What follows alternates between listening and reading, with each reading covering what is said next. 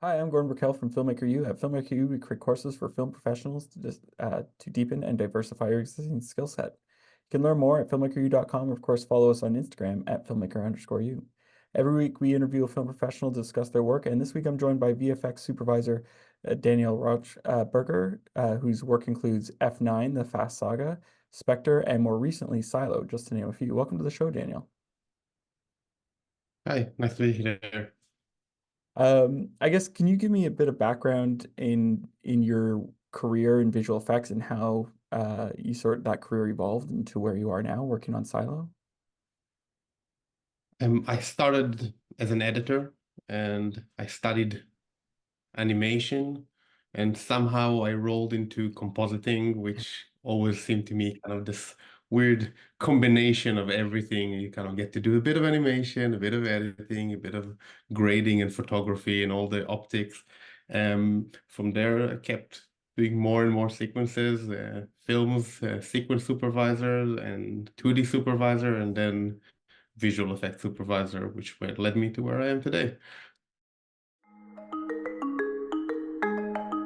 I think what attracted me to color correction was the fact that we were like the next stage of cinematography. And the creative side was huge, trying to understand what was wrong with an image, how to balance it, trying to understand how to let the tools do what you want them to do.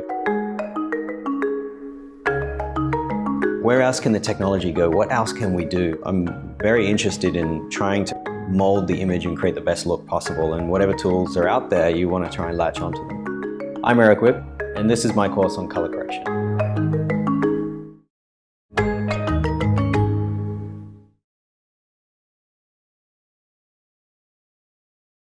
Well, it's interesting because I think when I think about a VFX supervisor, you almost have to be like, I don't want to say a generalist, but someone who has an understanding of so many different elements and skill sets of the process of making a film. So, like, once you started getting into the role of VFX super, were there skills that you had to sort of learn that you hadn't learned before, or what was needed sort of when you started?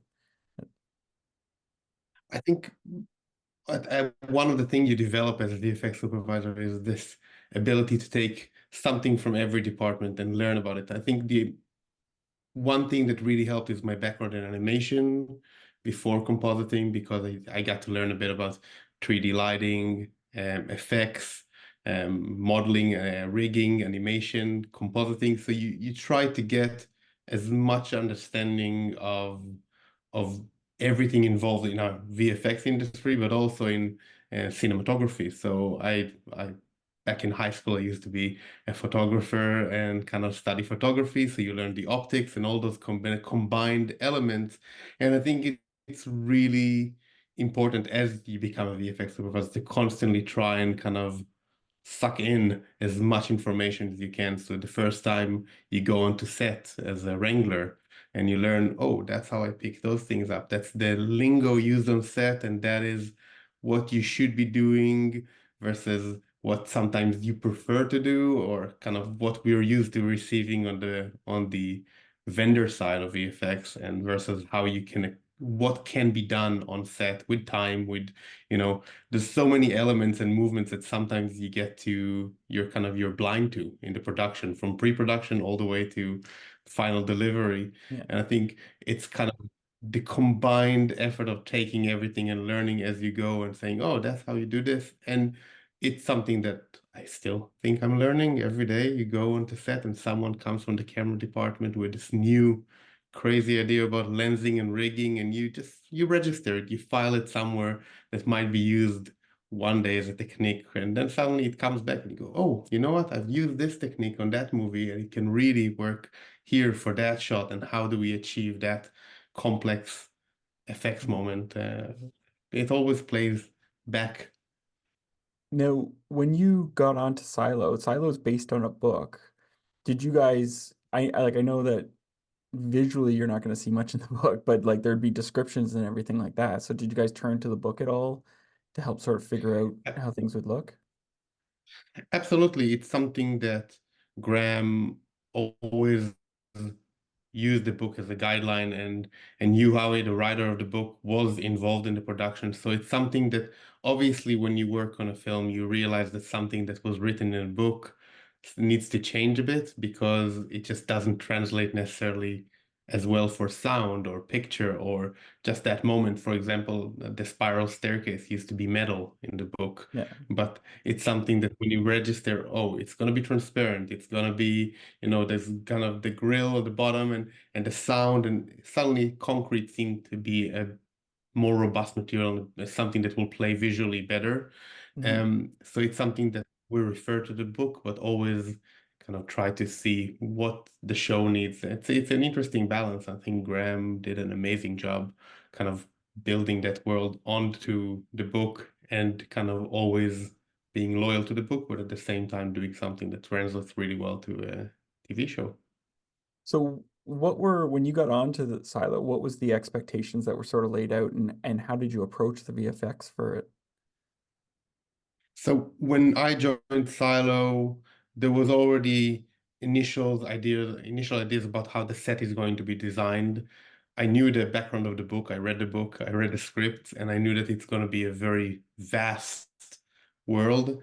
Once we joined in and started looking into the production design and what needs to be built, um, I sat with a production designer and we realized that really it is one open space, one big, vast kind of cylinder containing our spiral staircase and our Mhm. floors and our people. And we had to start really registering how do we build something that in every shot you will see the continuity of where we came from and where we're going to, where the people kind of, it's a city that needs to feel alive. So we didn't really want to go with something that would feel very, you know, kind of, I would call it stadium crowd, because that is something that you register someone waving a flag, someone cheering, but it's all very kind of static within the seats.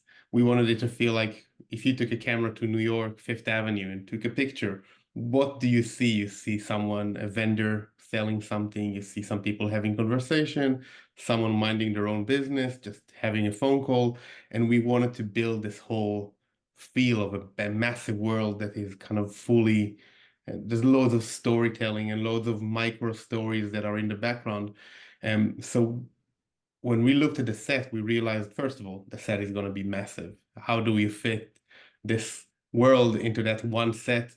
And so our sets were huge and quite complex in terms of where do we base them and how do we design the set so that we can get continuity of movement and allow ourselves as much flexibility as possible with the limitation of hitting the ceiling of the stage or the floor of the stage.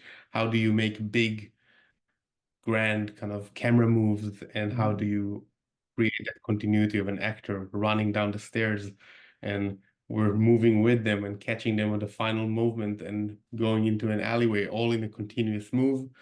And obviously the directors wanted to have flexibility and the ability to shoot handheld and get that energy that the show needed. So a few elements immediately got canceled out. Motion control, for example, that was one of the first thing we looked at, but we realized weight and placement, it will become quite Mhm. impossible. So we moved into wire cams and all sorts of rigging. And I think it was quite interesting the amount of pre-production and combined forces we brought with Mark Patton, our DOP, and the directors and production designers, and everyone coming together to solve this puzzle. And it was a mathematical and a kind of a design puzzle of how do you make it look grand and not repetitive and interesting, and every shot needed something different. Everyone wants something that doesn't feel like we've seen that shot. Yeah. Every shot we wanted to do something slightly new and really kind of cater to the story.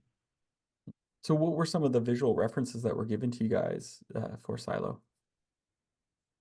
We had, first of all, there was a graphic novel I always looked at because I thought it was kind of interesting to see the graphic novel and how we move away from it, because it Mhm. was, someone did something and we looked at it and said, oh, that's interesting that they've chosen to go with that approach and we've chosen another approach. We looked at brutalistic architecture and concrete and rust and what And just looking at images of very, very long street, you know, in Toronto, in New York, looking at how does it feel and how do you get scope, and at the same time wanted to find a solution to the lighting. So the silo is confusing, quite a difficult lighting scenario, because you have a main light dome at the top that tells you that that's how we control the light cycle of a day. We have loads of, you know, practical lights in walls, but how do you kind of tell that story of I'm at the top of the silo, or I'm at the bottom of the silo, or halfway between them, just with light and look and graffiti and smoke? So we looked at loads of references of what would make different areas of the silo and different zones feel different, like different zoning in any kind of city that you see in the world. You find, you know, there's always a vibe, feel, and a look to it within the same kind of buildings and structures. Probably one of the smartest things I've ever done for my career. He gave me all the tools that I needed to be able to jump into a new career. Getting myself into a mindset, thinking like an editor, and being around people that I can talk to on that level was really invaluable to me. A lot of the things that I learned from that class, I still think about. I loved the classroom. I loved the computer stations. We built a sense of community. And it also instills a lot of confidence in you to take that and go out into the world. After I took the class, I felt very prepared to take the next step. I owe Manhattan Workshop the career that I have right now. Things have been going great, and I really have the Manhattan Workshop to thank for that.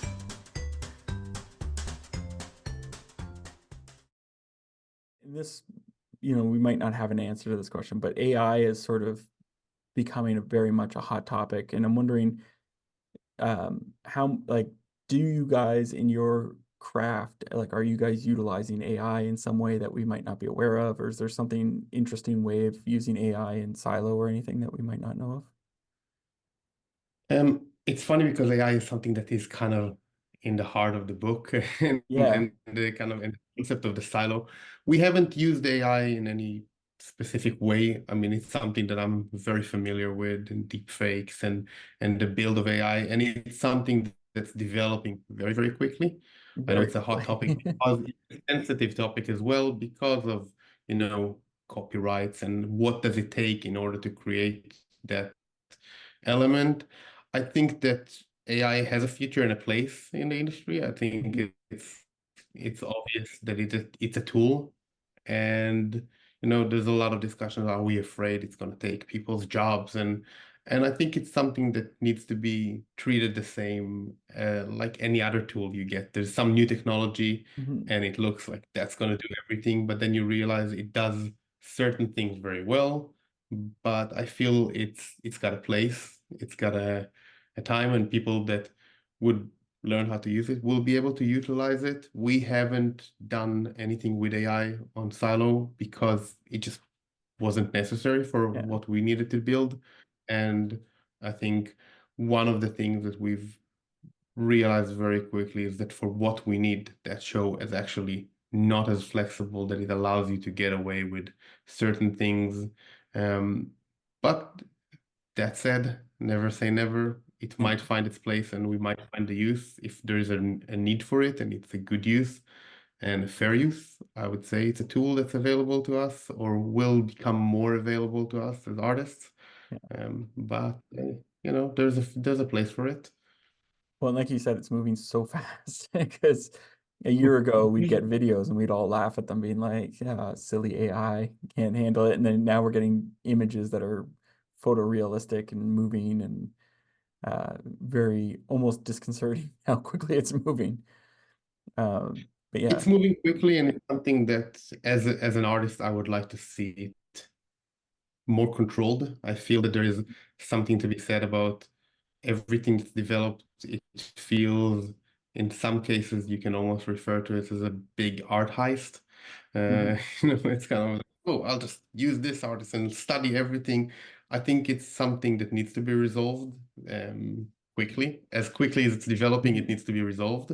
But I think it's something that would always have a place for an artist, because there's something about verbal communication that I find between, when I talk to a vendor supervisor, any artist, there's, you know, there's tones and sensibilities that humans can communicate, and I think they're very hard to just put into words and hope that on the other side, you'll get those sensitivities and those performances.